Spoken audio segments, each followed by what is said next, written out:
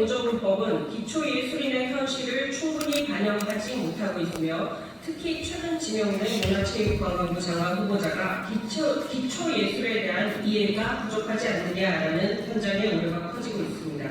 이에 기초예술계의 절박한 목소리에 귀 기울이며 이들의 생존을 지탱할 제도적 기반 마련이 시급하다는 판단 하에 본 기자회견을 추진합니다. 연극계를 중심으로 공연예술계 34인이 자발적으로 구성한 보조문법 개정 및 예술인을 위한 지원문법 제정 추진위원회와 함께 1,400여 명에 달하는 예술인들의 서명연대는 더 이상 기초예술을 외면해서는 안 된다는 엄중한 요구입니다. 이번 기자회견을 계기로 기초예술인들이 안정적으로 창작할 수 있는 환경을 만들기 위해 언론의 깊은 관심과 적극적인 취재를 요청드리고자 합니다. 먼저 참석자를 말씀드리겠습니다. 박혜선 극단 사계탐사 대표 오셨습니다. 성명주 극단 백속의 나비 대표 오셨습니다. 선욱현 극작가님 오셨습니다. 남정숙 먹사니즘 전국네트워크 문화예술특별위원회 위원장 오셨습니다. 박정희 서울연극협회 회장 오셨습니다. 강지영 국제아동청소년연극협회 이사장 오셨습니다. 안희철 한국극작가협회 이사장 오셨습니다. 이신정석 한국민예총 상국장 오셨습니다. 이존순 공연예술인 노동조합 위원장 오셨습니다. 오늘 발언할 분은 모두 4분입니다. 박정희 서울연극협회 회장, 박혜선 극단 사계탐사 대표, 선명주 극단 뱃속의 나비 대표, 선욱현 극작가님 순으로 발언을 하시겠습니다. 먼저 박정희 서울연극협회 회장의 모두 발언이 있겠습니다. 예, 안녕하세요. 서울연극협회 회장 박정희입니다. 먼저 기자회견에 앞서 모두 발언 간단하게 말씀드리겠습니다. 연극계를 중심으로 한 공연 예술인들은 지난 7월 1일 보조문법 개정 및 예술인을 위한 지원문법 제정 추진위원회 이하 추진이 34명을 발족시켰고 지난 7월 20일 어제죠. 17시 현재 1,426명이 연대 서명한 가운데 기초예술인을 위한 보조문법 개정 및 특별 보조문법 제정 호소를 이어가고 있습니다. 이에 우리 오늘 이 자리를 빌려 우리 예술인들의 목소리를 전하고자 합니다. 그에 앞서 작년에 최재형 문화체육부 장관 후보자 지명에 따른 기초예술계의 높은 우려를 전달하고자 합니다. 장관 후보자 지명은 우리 문화예술계의 보조문법에 대한 현장의 목소리와 맞물려 불안감을 고조시키고 있으며 보조문법의 시행이 예술계의 현장성이 반영되지 못한 결과라는 측면에서 기초예술에 대한 이해가 없는 최희영 문화체육부 장관 지명자에 대한 우려는 없이라 할 수 없다는 것이 현장의 중론입니다. 더욱이 국가 경제가 위태로울수록 제일 먼저 외면을 받게 되는 것이 기초예술인데 어제 오늘의 외면되는 기초예술은 어제 오늘의 위기가 아닌 만큼 현장을 대변할 수 있는 인사일지 관심이 집중되고 있습니다. 네, 여기까지였습니다. 네, 이어서 박혜선 극단 사계탐사 대표의 발언이겠습니다. 안녕하세요. 박혜선입니다. 개인 및 단체로 구성된 추진위원회는 2025년 4월 대법원에서 벌금형이 확정된 사단법 및 한국극작가협회의 보조문법 위반 혐의 결과에 대해 매우 유감을 표합니다. 5년에 걸쳐 진행된 이 결과는 보조문법에서 예술 분야와는 맞지 않는 일괄된 항목들과 변경 불가의 타인 등 더 이상 물러설 수 없는 보조문법 문제의 대표 사례라 정의할 수 있습니다. 공연 예술인들은 예술의 특장점과 상관없이 여타 산업과 동일하게 처리되는 보조문법 시행으로 파국을 맞은 극작가협회의 존폐 위기를 막는 것은 물론 예술 현장의 목소리를 무시한 일방적 행정 규제로 더 이상의 제2, 제3의 피해자를 막고자 나서기에 이르렀습니다. 기초예술계는 매우 복잡합니다.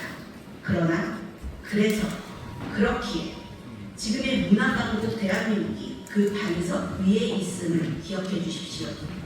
현재 기초예술과는 정반대의 경험을 가진 문체부 장관이 지명된 가운데 현장은 더욱 초조해하고 있습니다. 기초 예술의 복잡한 생태계를 외면하지 말아주십시오. 예술은 산업이 아닙니다. 기초 과학과 기초 수학의 부재 우려에 이은 기초 예술이 부재한 대한민국이 되지 않기 위해 기초 예술을 향한 보조금법의 맹점을 바로잡아 주십시오. 타이타닉호가 침몰할 때까지 사람들의 마음을 위로하기 위해 연주했던 연주자의 마음으로 저희는 국민을 위해 예술 활동을 함으로써 생명의 빛을 전하는 사람입니다. 국민주권 정부에게 호소합니다. 누적된 보조금법의 문제를 외면하지 말아주십시오. 기초예술의 복잡한 생태계를 인지하십시오. 보조금법을 개정하여 예술인을 위한 보조금법을 제정 바랍니다. 네, 이어서 선명주 극단 뱃속의 나비 대표의 발언이 있겠습니다. 안녕하십니까, 선명주입니다. 예술인들은 지난 수년 동안 보조금을 창작 활성화를 위한 창작 활성화 지원금을 알리고 비현실적인 최소의 예산 속에도 몸을 맞추며 예술운을 불태웠습니다. 그러나 저는 예술운을 불태우기에 앞서 현행 보조금법을 처음 마주하고 장장 6개월의 머리를 부여잡고 싸워야 했습니다. 출연비를 시급 기준으로 어떻게 측정할지, 연습비를 어떻게 출세금 명부로 정산할지, 고용보험은 뭔지, 산재보험은 뭔지, 그러다 예술인 단기고용보험을 들지 못해서 몇십만 원을 다시 뱉어내야 했던 일도 생기며 하나부터 열까지 끝없는 좌충우돌을 겪었습니다. 매번 수없이 담당자와 항목 조정에 관해 논의해왔습니다. 모르시는 분들께서는 무엇이 예술창작 현실에 안 맞는가라고 반문하실 겁니다. 그러나 현재의 보조금은 일정 항목의 예산은 필수 집행 비율을 채워야 하며 그에 맞춰 정산하기 좋은 방식을 하자면 모든 무대, 소품, 의상 등등을 기성품 중에서 구매해야 합니다. 그것으로 창작이 이루어질 수 있다고 생각하십니까? 보조금의 적절한 사용 검증이 필요하다는 점 분명히 이해합니다. 하지만 그 잣대가 실제 예술 현장과 괴리되어 있다면 오히려 시스템 왜곡이 더욱 만연해질 뿐입니다. 빈대잡으려다 초과상각 다 태우듯 무한만 강화되는 창작 지원의 탈에 쓴 보조금법의 횡포를 더 이상 바라만 보고 싶지 않습니다. 비현실적인 보조금 관리 방식은 급기야 예술 창작의 본질을 왜곡시키고 있습니다. 누적된 보조금법의 문제를 이 정부에서만큼은 외면하지 말아주십시오. 국민주권 정부에게 호소합니다. 창작 활동에만 매진할 수 있게 해주십시오. 누군가의 불법을 막고자 예술가 모두를 잠재적 범죄자로 낙인 찍지 말아주십시오. 이어서 선욱형 문작가님의 발언이 있겠습니다. 네, 안녕하십니까.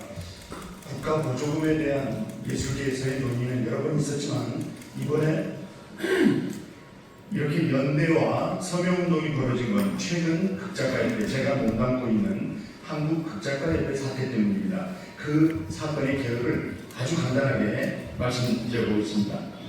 사단법인 한국극작가협회 제5대 이사장의 3회 보조금법 위반 재판은 2020년 국가권익위의 임명의 제보로 수사가 시작됐습니다.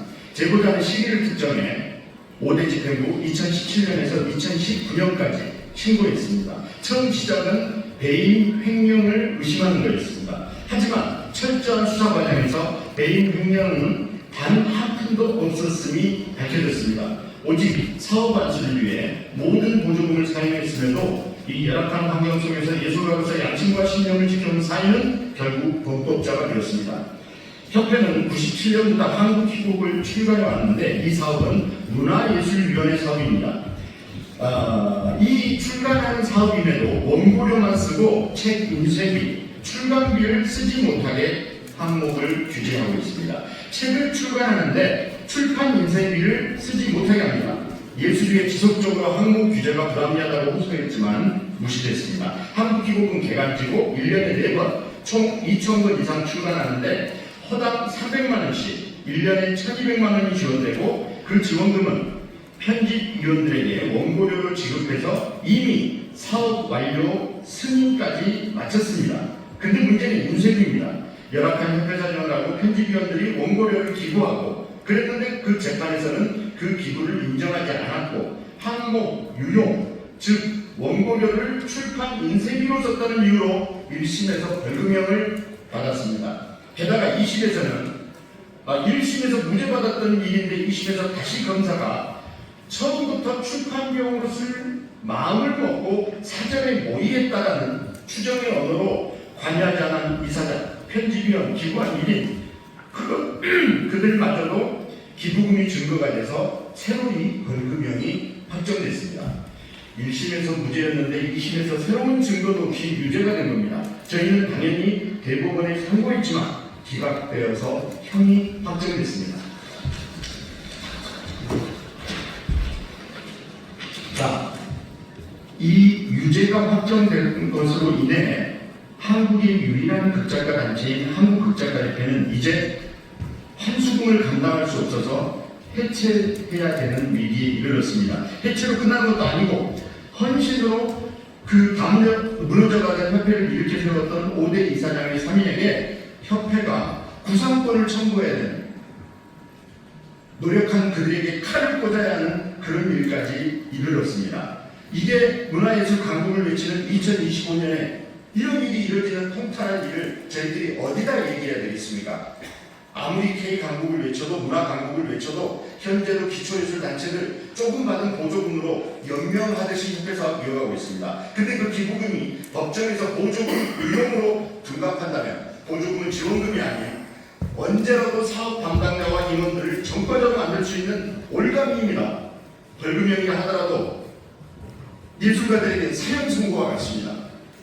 예술 지원은 국가가 투자해야 돼, 육성해야 될 사업이라고 모두가 얘기하며 그렇게 알고 있습니다. 이제 국가 보조금은 영리 사업과 비영리 사업에 대한 인식을 바꿔야 합니다.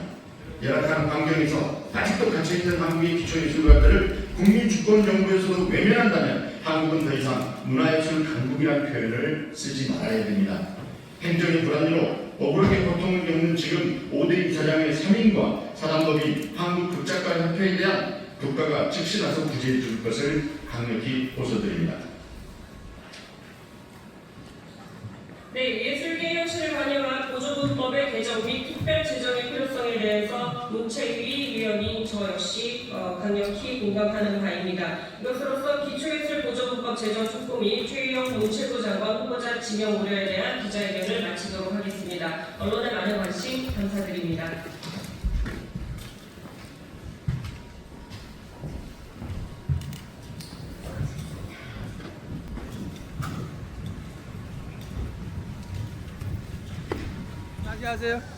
예술인 다 죽이는 보조금법 개정하라!